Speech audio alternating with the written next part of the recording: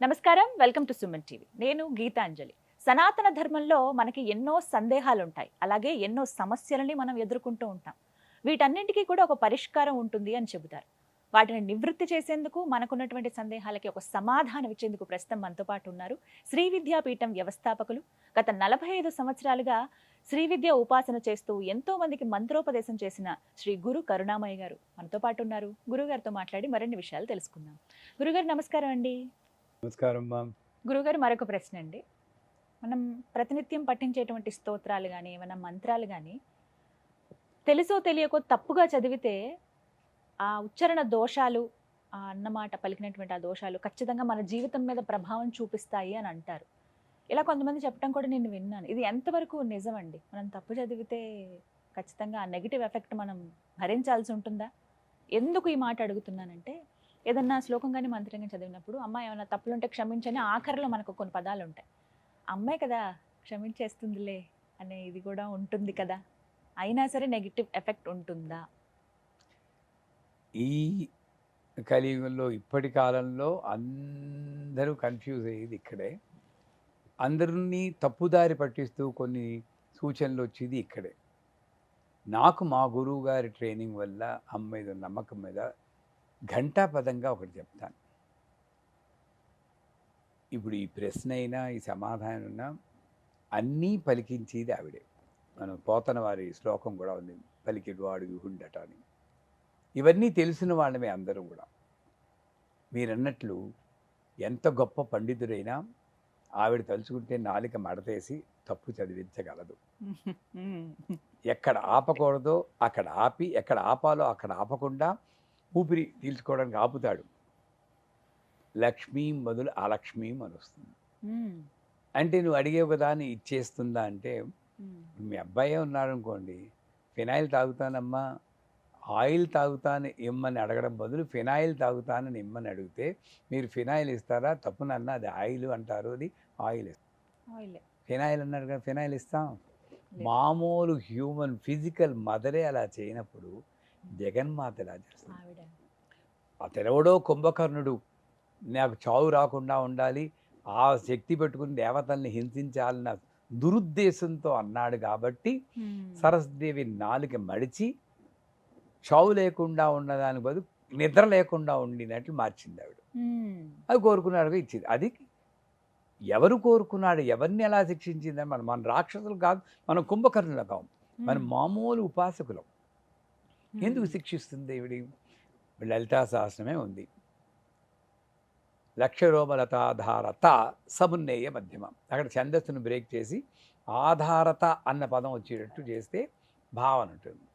దుష్టు దూర దురాచార శమని దోషవద్దిత. దురాచారని శమని అక్కడ కలపాలి.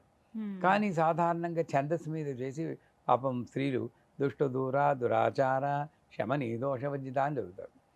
వాళ్ళకి తెలియదు. మీరన్నా అందరూ తెలుసో తెలియకో తిట్టాలని అనుకోలేదు. ఎవరైనా తిట్టాలని అనుకుంటే స్తోత్రం చదువుతారా? 4 తిట్లు సెపరేట్గా చదువుతాం కానీ దాని పెద్ద లలితాసనం చదివి తిట్టాలని అవసరం నాకు లేదు. నువ్వు అన్నావు కదా దురాచారాన్ని, ఆవిడ కోపం తెచ్చిన ఆవిడ దేవుడే కాదు.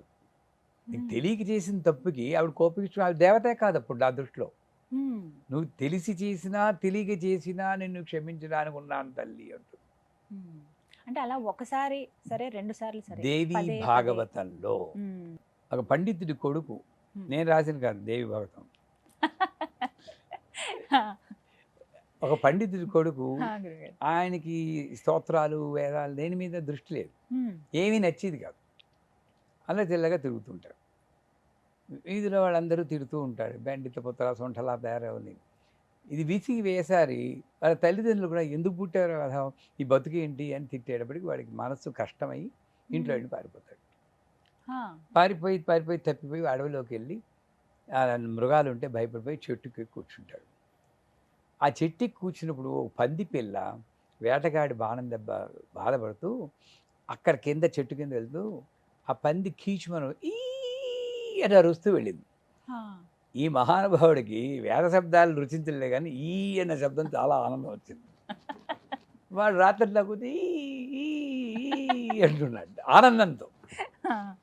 పొద్దున్నే సరస్వతిదేవి వచ్చేసింది. ఏం నాయన అని. నువ్వెవరు, నేను పిలవలేదే అన్నాడు. అప్పుడు ఒక పదం ఉంది అక్కడ దేవిభాగవతం.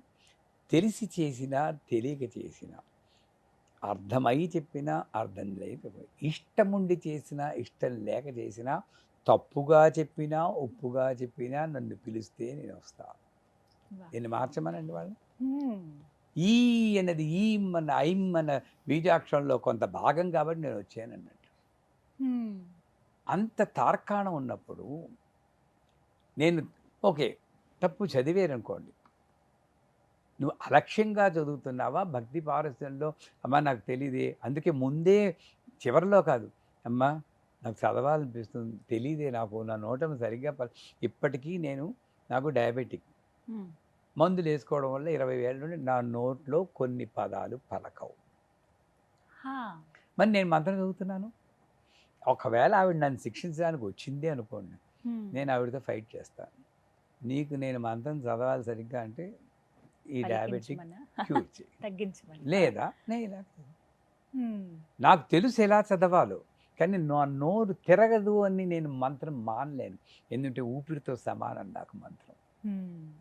అందుచేత ఏ కెనడాలోనో ఉన్న వాళ్ళకి మంత్రం తెలియకుండా వాళ్ళ ఆసక్తి ఇక్కడ ముఖ్యం ఏంటంటే, నేనేదో సంపాదించుకోవాలి, అతీంద్రియ శక్తులు సంపాదించుకోవాలి, ధనం సంపాదించుకోవాలని చేస్తుంటే సరిగ్గా చదవాలి. మ్మ్. ఎంతగా చెప్పానే, మీ దగ్గర నాకు ఆబ్లిగేషన్ ఉందంటే మీకు బొకే పట్టుకెళ్ళాలి, అన్నీ చేయాలి.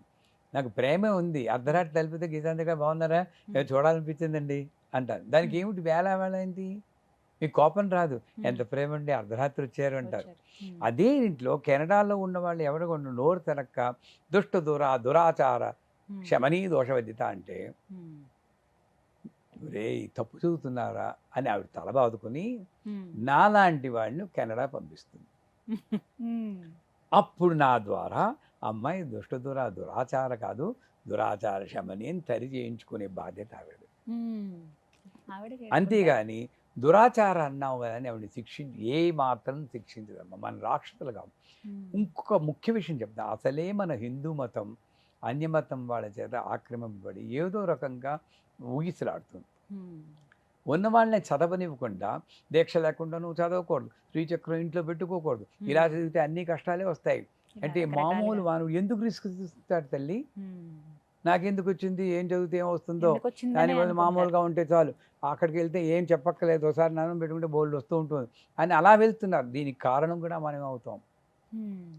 ఏం చదవాలో చెప్పమని పోనీ, ఇలా మ్మ్. చదవకూడదని ఎలా చదవాలో చెప్తూ ఒక వీడియోలు పెట్టమనండి. మ్మ్. ఈ రోజుల్లో లలితా సహస్రం మీరు నమ్మరు కానీ, ఒక్క చెల్లకర్రె బ్రదర్స్, సామవేదం, షణ్ముఖ శర్మ ఇలాంటి మహానుభావులు ఏ కొద్ది మందో చదివిన లలితా సహస్రం తప్పితే గొప్ప గొప్ప సంగీత కళాకారులు చదివిన లలితా సహస్రం కూడా తప్పులుగా ఉంది. మ్మ్. పేర్లు అనవసరం. మరి వాళ్ళందరూ పడిపోవాలే, ఇక్కడే ఉన్నారు వాళ్ళందరూ మ్మ్. అతి గొప్ప కళాకారులు, అందరూ వింటున్నారు, వాళ్ళ ఇళ్ళల్లో కూడా ప్లే చేస్తున్నారు, వాళ్ళ ఇళ్ళు బాగాలే ఉన్నాయే, మ్మ్. మరి వాళ్ళకి ఏమవలేదు. నిజమే. అందుచేత నేను గమనించాల్సింది ఏమిటంటే, తప్ప ఒప్ప ముఖ్యం కాదు, ఏ భావంతో చదువుతున్నావు. మ్మ్. నేను అనంతని వచ్చి చంపేస్తాను రా అన్నాను అనుకోండి, మ్మ్. అది అక్కడ ప్రేమ ఉందా కోపం ఉందా? ప్రేమ ఉంది కదా. నేను చంపేస్తానన్నాను, నీకు కోపం రాలేదు మ్మ్. అంటే నాకు భావన ముఖ్యం. నాకు తెలియకనే చిన్నప్పుడు ఆ పిల్ల 5 ఏళ్ల వరకు తత్త మమ్మ తప్ప పప్ప అంటే, "హే, ముద్దుగా నేను ఉంటుంది. అమ్మానాలని కొట్టేస్తావా, ఎంత ముద్దుగా ఉంటుందో ఉంటుంది. మ్మ్. మనం బొక్కీత నువ్వు తీత అనేవాడు మా అన్నయ్య గారు అబ్బాయి. బొక్కీత అంటే బొద్దింక, నువ్వు తీత అంటే బిచ్చు అంటే సబ్బు. ఆహా. ఎలాగోలని అర్థం చేసుకుంటాను కానీ వాడు రాదు అని చెప్పేసి వాడిని కొట్టలేదు కదా. మ్మ్. అలాగే నాకు రాదు. మ్మ్. మీరన్నట్లు మంత్రహీనం, క్రియాహీనం, భక్తిహీనం అది తీసేయండి, పోనీ పర్ఫెక్ట్గా చదవాలి కదా, మ్మ్. తీసేయండి. మ్మ్. లలితా సహస్రం కాదు, శ్రీ సూక్తంలో కావాలనే ఉంటాయి. అలక్ష్మీర్ నాశయామ్యహం అభూతిం అసమృద్ధిం సర్వా నిన్నది మే గృహాత్. మ్మ్. ఆ అన్నది పలకకుండా అక్కడ గట్టయిందంటే సమృద్ధిం సర్వ అంటే నా సమృద్ధిని తీసేయి.